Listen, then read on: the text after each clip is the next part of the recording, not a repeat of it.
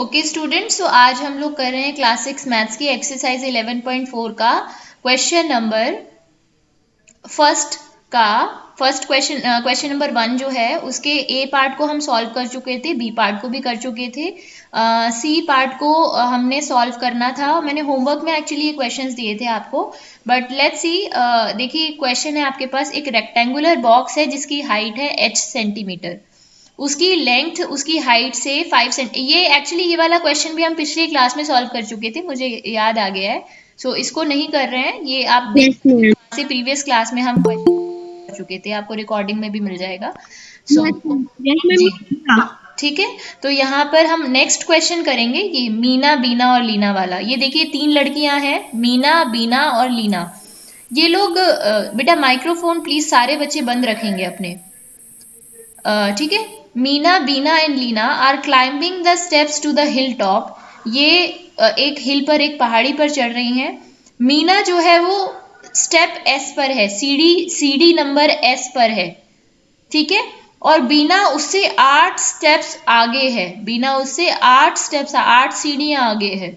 और मीना जो है, मीना के बारे में कुछ अभी यहाँ इन्होंने नहीं बताया गया है, तो इन्होंने बोला मीना इज एट, अच्छा Meena is at steps, Beena is at 8 steps ahead and Leena 7 steps पीछे है। लीना उससे 7 स्टेप्स पीछे है। मतलब देखो ध्यान से दोबारा सुनना, मीना स्टेप एस पर है, कौन सी सीढ़ी पर है? एस सीढ़ी पर है। बीना उससे 8 सीढ़ियां आगे है, और लीना उससे, किससे? मीना से 7 सीढ़ियां पीछे है। यानी बीच वाली जो लड़की है, मुझे बताओ इसे पढ़कर आपको पता चला होगा ये बीच वाली लड़की कौन है इन तीनों में से? मैम मीना, बिल्कुल। और मीना से 8 सीढ़ी ऊपर कौन सी लड़की है? मैम बीना, यस। बीना जो है वो 8 स्टेप्स अहेड है, और सबसे पीछे कौन है यहाँ पर? ये लीना। लीना वो मीना से 7 स्टेप्स पीछे है, ठीक है। तो आपको इनकी आपसे बोला है कि अगर the total number of steps to the hill top is 10 less than the 4 times what Meena has reached, express the total number of steps. देखो ये क्वेश्चन बड़ा ट्रिकी क्वेश्चन है, दिमाग थोड़ा सा आपको लगाना पड़ेगा। आपको टोटल नंबर ऑफ स्टेप्स बताना है कि टोटल सीढ़ियां कितनी है। अगर टोटल सीढ़ियां जो है, जितनी मीना ने सीढ़ियां चढ़ी हैं उसके 4 टाइम्स से 10 कम हो तो, ठीक है। तो चलो इसे सॉल्व करते हैं। क्वेश्चन टिपिकल लग रहा होगा बट है नहीं। हाँ, क्वेश्चन नंबर 1 का डी पार्ट हम लोग कर रहे हैं, ठीक है। सो देख लेते हैं यहाँ पर। बेटा एक मिनट मैं यहाँ पर सॉल्व कर रही हूँ, ठीक है, थोड़ा सा वेट कीजिए। सो हम सबसे पहले हम मीना के स्टेप्स लिखेंगे। तो मीना के स्टेप्स कितने हैं? एस। मीना को कितने स्टेप्स कवर किया है मीना ने? एस, ठीक है। फिर उन्होंने बोला टोटल नंबर ऑफ स्टेप्स जो हैं, जितने मीना ने रीच किए हैं, जितने मीना चढ़ी है, एस चढ़ी है, उसका 4 times total number of steps. ये क्वेश्चन में दिया हुआ है कि उसका 4 टाइम्स, मीना के स्टेप्स के 4 टाइम्स से 10 कम है। Total number of steps to the hill top, ठीक है, is 10 less than 4 times but Meena has reached. तो 4s में से 10 माइनस कर दीजिए, ये आ गया आपका answer. Total number of steps आ गए 4s माइनस 10। यस, ठीक है। यही आपको इसमें करना था। ये जो इन्होंने बीना और लीना की जो पोजीशन बताई है वो जस्ट आपको ऐसे ही बताई है, उसका कोई यूज यहाँ पर नहीं है, ठीक है। आप मतलब उसका आप answer total number of steps निकालने के लिए आप डायरेक्टली यहाँ से निकाल सकते हो, क्योंकि मीना का ऑलरेडी इन्होंने बताया हुआ है कि वो स्टेप एस पर है। अच्छा, अगर यहीं से मैं आपसे पूछूं, इसी क्वेश्चन को मैं एक्सटेंड कर रही हूँ, ये बताओ कि बीना की पोजीशन क्या है? अगर मीना स्टेप एस पर है तो बीना कौन से स्टेप पर है? बताइए, इसे पढ़कर बताइए। एस माइनस बीना के बारे में पूछा है ma'am. S plus 8। Yes, S plus 8, very good. और अगर लीना की पोजीशन में आपसे पूछूं, लीना कौन से स्टेप्स पर, लीना ने कितने स्टेप्स कवर कर लिए? S-7। शाबाश, बहुत बढ़िया। यस, बहुत बढ़िया। ठीक है, चलो नेक्स्ट क्वेश्चन पढ़ते हैं। नेक्स्ट ई पार्ट। अ बस travels eight v kilometre per hour. एक बस जो है वो इस स्पीड पर चल रही है। स्पीड क्या है? v किलोमीटर पर आवर, यानी 1 घंटे में v किलोमीटर कवर कर रही है। It is going from Daspur to Beespur. ये जो बस है वो दो गांव हैं, दो दो जगह के नाम दिए हुए हैं यहाँ पे, दसपुर और दूसरी वाली जगह का नाम है बीसपुर। ठीक है, तो after the bus has travelled 5 hours, जब बस 5 घंटे चल चुकी है, मतलब 5 घंटे चली है बस, तो अभी भी बीसपुर जो है वो 20 किलोमीटर दूर है। यानी दसपुर से कोई बैठा उस बस में, दसपुर नाम की जगह से बैठा, और 5 घंटे वो ऑलरेडी बैठा हुआ है उस बस में, 5 घंटे से बस चल रही है। फिर वो किसी से पूछता है, भैया कंडक्टर से पूछता है, भैया अभी बीसपुर जो है वो कितने किलोमीटर है, अभी कितना कितना बाकी है, अभी और कितनी दूर है? तो वो कहते हैं, भैया अभी तो बीसपुर 20 किलोमीटर दूर है। ठीक है, 20 किलोमीटर दूर है। तो अब आपको बताना है कि टोटल डिस्टेंस दसपुर और बीसपुर के बीच में कितना है, वी वी के टर्म्स में। ठीक है, तो अब देखते हैं, लेट्स सी इसका ई पार्ट कैसे सॉल्व करेंगे। देखिए, अब आपको मैंने बताया कि यहाँ पे स्पीड जो है बस की, सबसे पहले तो वो लिखेंगे, speed of the bus. Speed, बेटा माइक्रोफोन प्लीज बंद रखिए अपने, बहुत डिस्टरबेंस हो रहा है। Speed of the bus is v kilometre per hour. अब जब हम कहते हैं 20 किलोमीटर पर आवर, जैसे मैं मान लो मैं बताती हूँ कि मैं जो स्कूटी ड्राइव करती हूँ, मैं जो स्कूटी चलाती हूँ, उसकी स्पीड, मेरी एवरेज स्पीड रहती है 50 kilometre per hour. Suppose 50 kilometre per hour average speed है, यानी 1 घंटे में, 1 घंटे के अंदर मैं 50 किलोमीटर कवर करती हूँ। 1 आवर में आई कवर 50 किलोमीटर्स, राइट। सो यहाँ पर 1 घंटे में ये जो बस है वो कितना कवर करेगी? v किलोमीटर, क्योंकि स्पीड यहाँ पर v किलोमीटर पर आवर दी हुई है। So the distance travelled, the distance, ध्यान से पढ़ना, the distance travelled by the bus in 1 our. 1 घंटे में, 1 घंटे में कितना किलोमीटर कवर करेगी बस? v kilometre. तो फिर कितने घंटे चली है बस? 5 घंटे, 5 आवर्स। तो 5 घंटे में कितने किलोमीटर कवर किया? The distance travelled by the bus in 5 hours. 5 घंटे में कितना कवर करेगी बताओ? अगर 1 घंटे में 20 किलोमीटर कवर किया है तो 5 v, यानी 5v किलोमीटर। Very good. अब उन्होंने कहा इतना तो वो 5 घंटे में कवर कर ही चुकी थी, लेकिन अभी भी बीसपुर दूर है। कितना दूर है? 20 किलोमीटर और दूर है। यस, तो टोटल डिस्टेंस कितना होगा? यस, बिल्कुल, यस। तो टोटल डिस्टेंस हो जाएगा, टोटल डिस्टेंस बिटवीन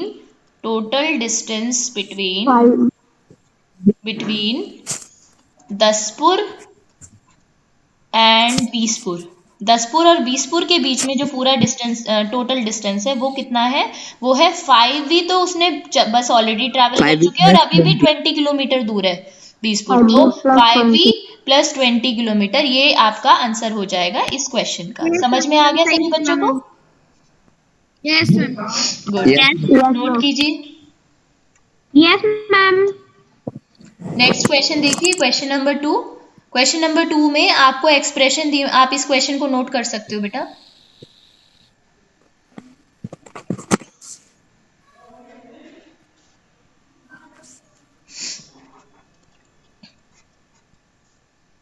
ठीक है, क्वेश्चन नंबर 2 पढ़ लेते हैं। देखिए, आपके पास कुछ स्टेटमेंट्स हैं, आपको इनको एक्सप्रेशन में चेंज करना है। Ordinary language, change the following statements using expression into statements in ordinary language. जैसे कि एग्जाम्पल आपको दिया हुआ है कि आपको ये दिया हुआ है, given Salim scores R runs in a cricket match, Nalin scores R+15। तो ऑर्डिनरी लैंग्वेज में हम इसे कैसे बोलेंगे? हम इसे ऐसे लिखेंगे कि नलिन ने 15 रन ज्यादा स्कोर किए हैं सलीम के कंपैरिजन में। क्योंकि देखो सलीम ने कितने किए थे? Yes, R, और नलिन ने कितने किए? R+15। तो इन ये जो स्टेटमेंट्स आपको दिए हुए हैं ना, ये जो स्टेटमेंट आपको दिए हुए हैं, ये आपको अपनी लैंग्वेज में कन्वर्ट करना है इन्हें। मतलब अगर आप इसे समझाओगे, जैसे मैं आपको समझाती हूँ, ऑर्डिनरी लैंग्वेज में कन्वर्ट करके आपको वही काम यहाँ पे करना है। तो जैसे फर्स्ट क्वेश्चन है देखिए, तो इनको है ना, हम एक काम करते हैं, इनको कॉपी कर लेते हैं, इस क्वेश्चन को कॉपी कर लेते हैं यहाँ से, ताकि हमें बार बार इसे यहाँ से पढ़ना ना पड़े। तो इन सारे स्टेटमेंट्स को मैं कॉपी कर रही हूँ, ये रहा। और अब हम इन्हें सॉल्व करेंगे, ठीक है बेटा।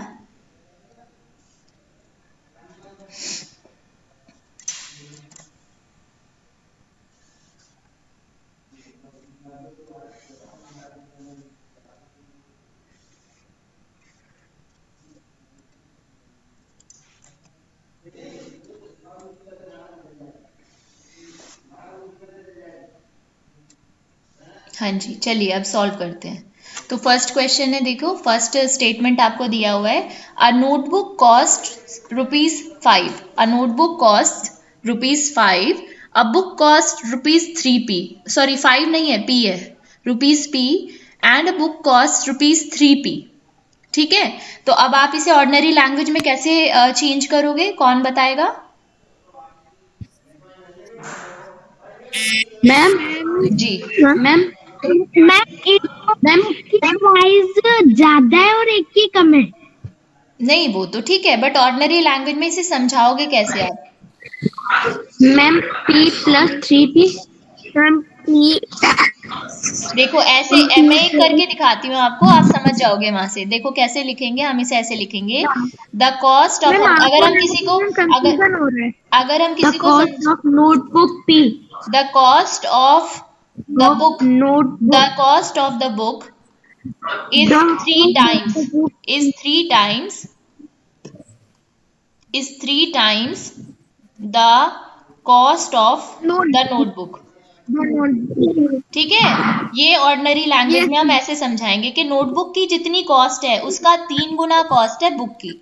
ठीक है, तो ये हुई मैम मेरे हमारी दिमाग में ऑर्डिनरी। यही आया था, कंफ्यूजन हो गया मैम कोई थोड़ा। बात नहीं, कोई बात नहीं, अभी नेक्स्ट स्टेटमेंट पढ़ते हैं। ठीक है, नेक्स्ट यस स्टेटमेंट है, Tony puts Q marbles on the table and he has 8 Q marbles in his box.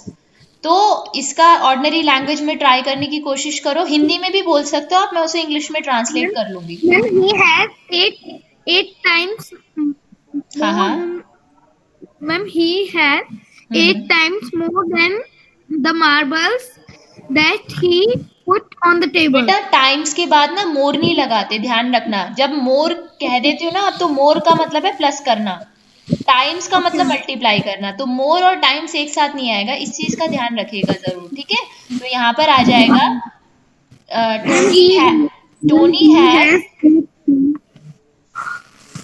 Tony has marbles in the box, या फिर यहाँ पे टोनी हैज मार्बल्स नहीं आएगा, the number of marbles, the number of marbles Tony has in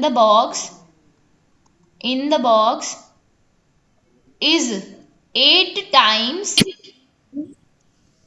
the marbles on on the, the table हाँ 8 table। times the number of marbles लिखना पड़ेगा हमें, 8 times yes the number of marbles on the table।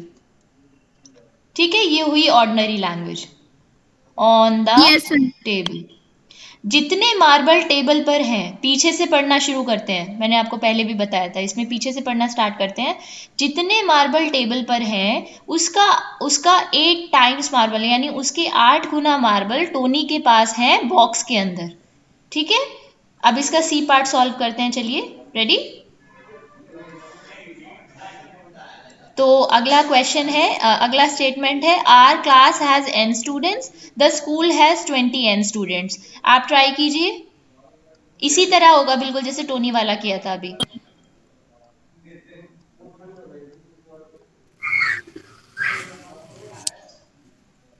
the बोलो। number of students ma'am the number of students total numbers are 20 in a class। the number of yes students yes in the yes. school ma'am 20 times then the number of students in our class। Ma'am आ गया ma'am. Very good, बहुत बढ़िया। आ गया ना pattern समझ में कैसे लिखना है? यस आ ठीक है, गया। बहुत बढ़िया। चलो मैम नेक्स्ट। ये लैंग्वेज क्वेश्चन है।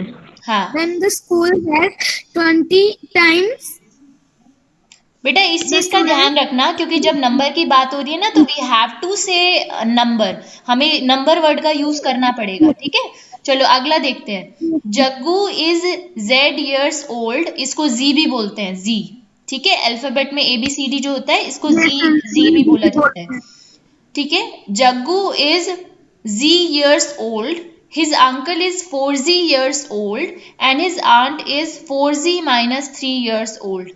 तो इसका स्टेटमेंट हम कैसे बोलेंगे? देखो, सबसे पहले तो अंकल का कंपैरिजन करेंगे जग्गू से, फिर आंटी का कंपैरिजन करेंगे अंकल से। ठीक है, क्योंकि वो अंकल से 3 साल छोटी हैं, और अंकल किससे बड़े हैं? अंकल जग्गू से 4 टाइम्स बड़े हैं। तो अब अंकल से स्टार्ट करेंगे। तो मैम जग्गू's uncle Jaggu's times uncle old Jaggu's older uncle than is Jaggu and Jaggu. 4 times as old as Jaggu. As old as Jaggu. Yes, ma'am. Jaggu's And uncle and 4 times as old as Jaggu. Ma'am, and Jaggu's Jaggu's aunt aunt. is Jaggu 3 years younger than his uncle. Very good, क्या बात है, बहुत बढ़िया। Jaggu's aunt is 3 years younger. Younger than Jaggu's uncle. Yes, Than uncle. then Yes. Jaggu's uncle. Ma'am, Jaggu, his uncle. His uncle भी लिख सकते हो आप, या फिर ज्यादा क्लैरिटी देनी है तो आप Jaggu's uncle। Jaggu uncle. ठीक है, मैम या मेरे नहीं? को भी आ गई ये क्वेश्चन बहुत बढ़िया, अब बहुत तो कर बढ़िया। लेंगे। ठीक है, अच्छा यहाँ पे देखिए, अगला ई पार्ट जो है आपके पास। अरे टाइम हो गया बेटा।